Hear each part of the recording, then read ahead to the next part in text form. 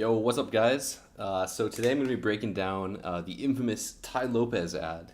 Uh, like him or hate him, this guy is fucking insane, and his video has something like 67 million views, which for an ad is absolutely mind blowing. I think it's actually one of the most viewed fucking videos on YouTube ever. So we're gonna break down basically what persuasion strategies he's using, because this is like one hell of a 3 minute and 53-second ad, and there's pretty much something for everyone to learn as far as whether you're a direct marketer, you're a small business owner, or you're like a copywriter or something like that. This is super interesting to study. All right, let's dive into it. Here in my garage, just bought this new Lamborghini here. It's fun to drive up here in the Hollywood Hills.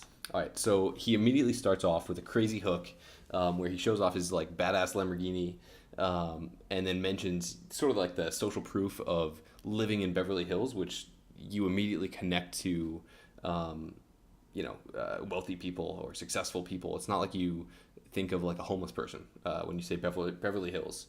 Obviously, the hook is like the most important part of this video, because he's just grabbing everyone's attention. That's the goal, is like stop people in their tracks, stop someone who is just looking on YouTube for like a funny video, or like some random viral gaming video or something, and get them to listen. But you know what I like a lot more than materialistic things? Knowledge. In fact, I'm a lot more proud of these 7 new bookshelves that I had to get installed to hold 2,000 new books that I bought. So here's something that's actually super interesting that you almost never see in marketing. This is actually like the second part of the original hook, right? So instead of just throwing the Lamborghini in your face, what he's doing here is it's almost like a pattern interrupt, right? Where he's like, look at me, I'm wealthy as fuck. But what I actually care about more than this Lamborghini is books, is knowledge, right? Which it basically it just triggers something in your mind and makes you think, wait, that doesn't make sense. That's not like what I was expecting, right? So the fact that it was something that you weren't expecting forces you to want to listen to him even more. It's like the billionaire Warren Buffett says, the more you learn, the more you earn. Now, maybe you've seen my TEDx talk where I talk about how... All right, so this thing is just like ridiculously packed with persuasion triggers. And the funny thing is, if you see Ty talk in interviews, he always says shit like, I just sort of did this off the cuff. Like, I just was in my garage and decided to film an ad. I just had all these books and, told my person to build some bookshelves because I didn't have room. And he tries to act like this wasn't incredibly coordinated. But every single sentence here is just hitting on another incredibly powerful trigger. So one of the things that he just did is he sort of invoked he invoked a famous person, right? So he sort of, it's almost like you're leveraging the status of someone else by using a quote, right? So when he brings up Warren Buffett, everyone knows Warren Buffett is this famous investor, super wealthy, super successful. So it's almost like you get to piggyback off of him and take a little bit of his credibility just by using his words. So that's like incredibly powerful. But it's something it's something that's really subtle, and you wouldn't really realize it if you're listening to an ad, especially if you're a fan of Warren Buffett. You're like, dude, I can kind of relate to this guy. This guy knows what he's talking about. And then the second thing that I kind of just pause in the middle of is he's now layering on authority. He's saying, if you've heard of my TEDx talk, which once again makes him seem like an authority, seems trustworthy, seems credible. He seems like someone that you would listen to for advice, because it's not like it's not like TEDx just lets any random person up there. It is. But let's go on. I read a book a day.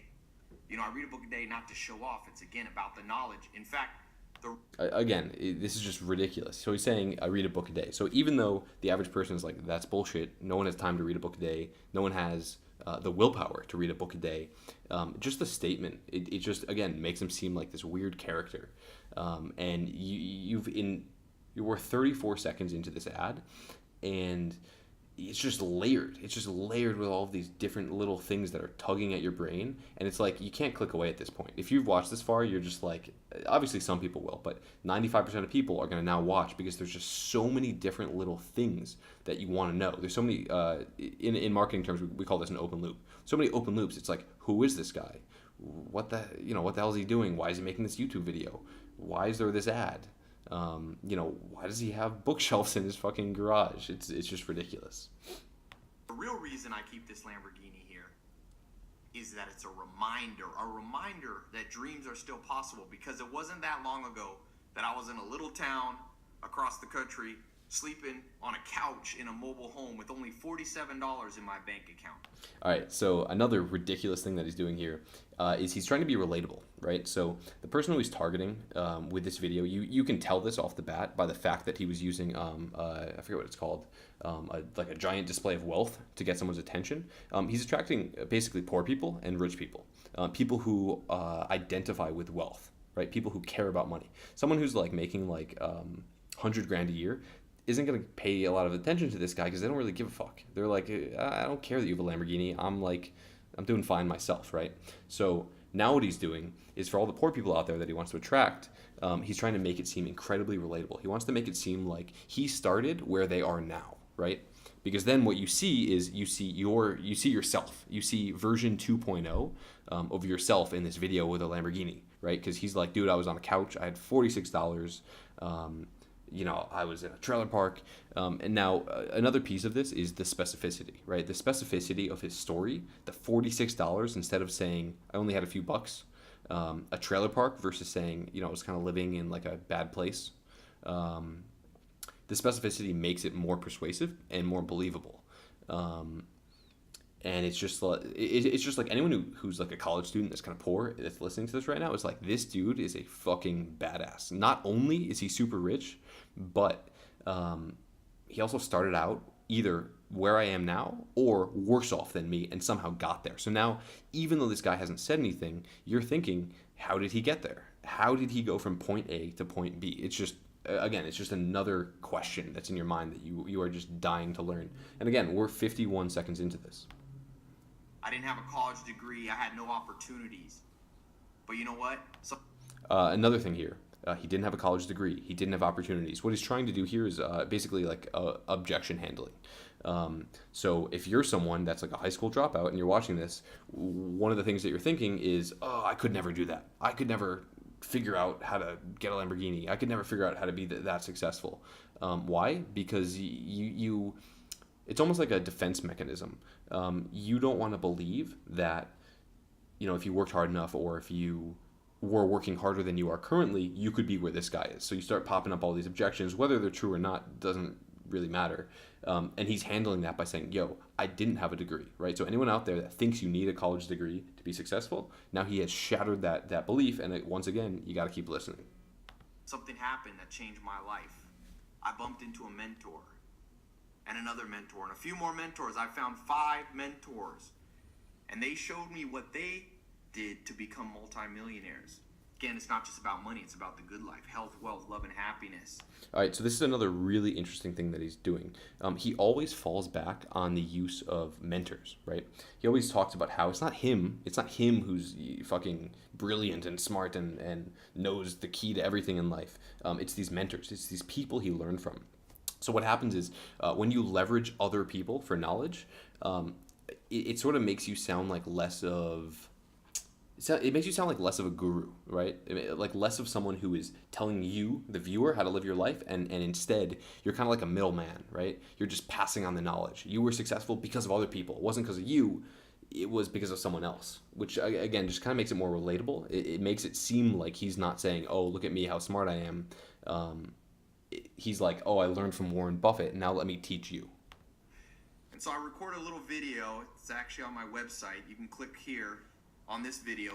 All right, so that was the first call to action. He's pushing people to his website, where he then sells them a $67 product and gets their email and blah, blah, blah. It goes into his marketing funnel. I'll take you to my website, where I share 3 things that they taught me. 3 things that you can implement today, no matter where you are. Now, this isn't a get-rich-quick scheme. Boom, another objection. This isn't a get-rich-quick scheme. Okay. You know, like they say, if things sound too good to be true, they are. They definitely sound too good to be true, which is why he's handling the objection so strong right here. Because the biggest thing that everyone's wondering is, what the hell are you doing this for, dude? Like, why are you doing this? What do you want out of me? Too good to be true. I'm not promising you that tomorrow you're going to be able to go out and buy a Lamborghini. A really interesting thing happens when you tell someone, when you stick not in front of a promise. He's saying, I'm not telling you that if you listen to my knowledge, you'll be able to buy this Ferrari tomorrow. Immediately what you're thinking is, oh, wait, are you saying that's possible? Are you saying that's like possible if I like work hard or something? Like, is that really true? It makes it more believable, even though you're saying to them, this is not what I'm telling you. But what I am telling you is it can happen faster than you think if you know the proven steps. So I record a little 2-minute video on my website. Like I said, now it's not the most professional. I just shot it here with my iPhone, but it's real. So another really interesting thing to note here is that he's shooting this current ad with his iPhone, and he's talking about how he shot the other video with his iPhone and how it's not like a professional video. It's not like super fancy. Now, the reason he's doing that is, once again, to seem really relatable, right? So he's trying to basically be super persuasive, but at the same time come across as an average Joe, right? Because nobody wants to take advice from a guru that's trying to sell you, products about how to make money. You want to learn from like your best friend, a bro, who's like, dude, I just started a $60 million a year business. I'm going to teach you how. I'm going to teach you the exact step-by-step process. And this is sort of trying to make him seem like just a regular guy. Imagine if he was wearing a suit right now. It would be like, oh, why the hell are you wearing a suit in your garage and clearly planning to film this video? Like, it just crushes his ability to come across as like a relatable character. Nobody can argue. This is my true story. And I'm going to give you the 3 most important things you can do today. So click the link, go there. It's completely free to watch it. It's just a couple minutes. Again, call to action, saying it's completely free. It sort of works here to like, again, reduce the objection of like, oh, this dude just wants my credit card. Hint, he does. Invest in yourself. Always be curious. Don't be a cynic. Okay? People see. So again, here's something that a lot of people don't pick up on in marketing. That is incredibly powerful. So what he's doing here with these sort of mindset philosophy quotes is he's actually persuading you, but through advice, right? So saying invest in yourself can be translated into buy my product to improve your life. That's a smart thing to do. Saying don't be a cynic is saying don't be a non-believer when it comes to all of my crazy claims. So he's basically just really subtly persuading you. And this kind of stuff works incredibly well if you don't realize what's going on, which 99% of people don't, right? They're just taking this as advice from some very obviously successful and wealthy person.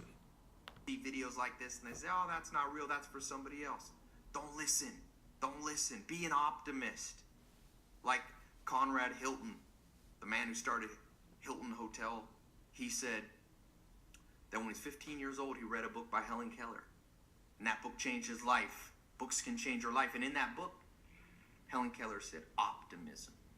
So if you're a cynic, if you're a pessimist, you don't need to click here. Don't worry about it. I don't need to talk to everybody. But if you're somebody... Another really powerful thing that he's doing here is he's saying, hey, this isn't for everything, Some people like me, some people don't. If you're not into what I'm saying, then you can get out of here. Basically, he's trying to be polarizing, but that only attracts people more to you. When you basically say, you know what, man, this is exclusive, this is not for everyone, that just makes more people want to come after you. It does turn away some people, but those people would never be his customers, right? Those are people that legitimately are like, dude, fuck this guy.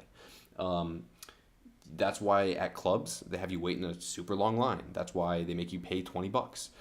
That's why Google Plus sort of tried to do this and failed. They tried to make the community invite only, right? So by making something harder to get, by making people jump through hoops, it actually attracts more people because it's almost like a psychological bias where you want what you can't have, right? Same thing in like dating. It's the whole concept behind playing hard to get. Somebody who knows that there's something better because the dream is possible. For some of you watching, it's not necessarily a Lamborghini. Maybe it's a new job, a new opportunity, starting your own company. Maybe it's a new lifestyle without so much stress. traveling the world, doing those things that you know you're destined to do. Boom. Now he's hitting really hard on the pain points and also promising some crazy things. Again, it's all psychological. It's all emotional. It's doing what you wish you could do in life. It's being able to travel. Didn't hear the other one, but I'm sure he talks about money too. You can't do those unless you understand finances. Money, I don't call it money anymore. I call it fuel units. You must have enough fuel units to live out your dream and to live out your destiny. So I'll see you on my website. It's a quick video, and you'll see there, absolutely free. So just click this video, and you'll be taken there in a second. Another call to action. I'm excited to share this amazing stuff. You'll see, not because of anything of me, but because I've been fortunate enough to learn from mentors many years ahead of me. Not just in books like these, although I love books, but also real in-person mentors. So let me share with you these 3 tips that have made all the difference in my life. They're practical. You can do them today. You can start on them today. All right? See you there on my site. Boom. And that's the close. Yeah, that about covers it. This is one hell of an advertisement. Again, regardless of how you feel about this, regardless of how you feel about Tai, there's a reason, right? There's a reason why he was able to buy so much traffic to this ad and literally get this up to 67 million views, even if you take into account how he was kind of like turned into a meme, kind of went viral and all that stuff. To be able to buy this much traffic and get tens of millions of views on a YouTube ad means something's working, right? It's clearly profitable. And so this is definitely one that you should study. Break it down. Take a look at the language. It's like incredibly emotional, incredibly subtle, and it crushes it. It clearly is killing it for his target audience. Cool. See you next time. Subscribe.